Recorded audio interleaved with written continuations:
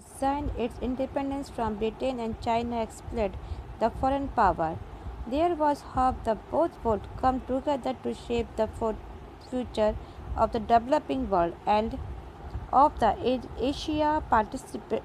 particularly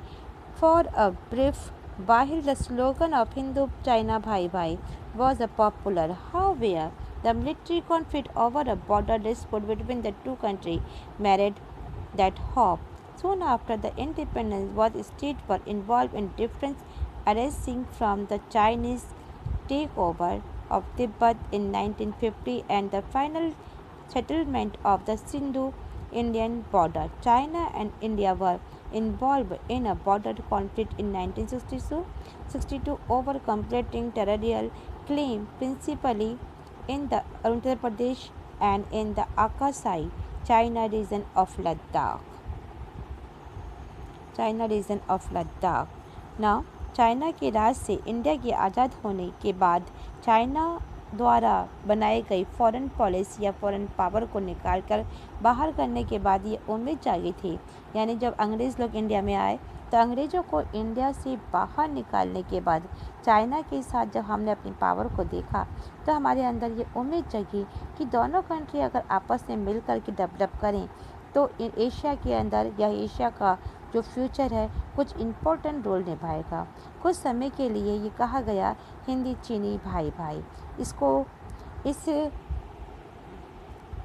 इस नारे को लेकर या फिर इस स्लोगन को लेकर के ये स्लोगन काफ़ी ही पॉपुलर हुआ और जिस समय बॉर्डर के ऊपर मिलिट्री कॉन्फ्लिक्ट चल रही थी या स्ट्रगल चल रहा था तब ये जो स्लोगन था ये समाप्त हो गया। द फ्रीडम के समय 1950 में चाइना द्वारा तिब्बत को हड़पने और इंडिया चाइना सीमा पर या उस बॉर्डर के ऊपर ऐसी फैमिलीज़ को बैठाना या बस्तियां बनाना, ऐसा लोकेशन बना देना और बनाने के बाद में ये इन फैसले से दोनों ही कंट्री के बीच जो रिलेशन बने थे वो एकदम ही ख़राब होने शुरू हो गए। इस प्रकार से इंडिया और चाइना दोनों ही कंट्री उत्तर प्रदेश के कुछ इलाकों पर जैसे लद्दाख हो गए या अक्साई चीन हो गए, इन क्षेत्र पर कंटिन्यू 1962 तक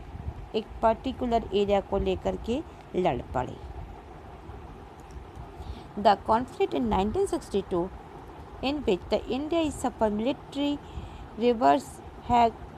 a long term of implications from India-China relation and diplomatic relations between the two countries were downgraded until 1976 and thereafter relations between the two countries began to improve slowly after the change in India-China political leadership from the mid of to late in 1970 and China policy become more pragmatic and less ideological, so it was prepared to put off the settlement to continuous issues while improving relations with India. A series of talks to resolve the border issue were also initiated in 1981. कि 1962 में जिस समय से India और China को लेकर के एक मिलिट्री पराजय को झेलना पड़ा, इंडिया और चाइना में लड़ाई हुई और इसमें इंडिया को इस हार का सामना करना पड़ा, तो इंडिया और चाइना के जो रिलेशन थे लंबे समय तक इस पर इसका इफेक्ट रहा और 1976 में दोनों कंट्री के बीच में डिप्लोमेटिक रिलेशन समाप्त हो गए। इसके बाद धीरे धीरे दोनों कंट्री के बीच में संबंधों में वापस सुधार होना स्टार्ट हुआ और 1970 के बाद के डेकास में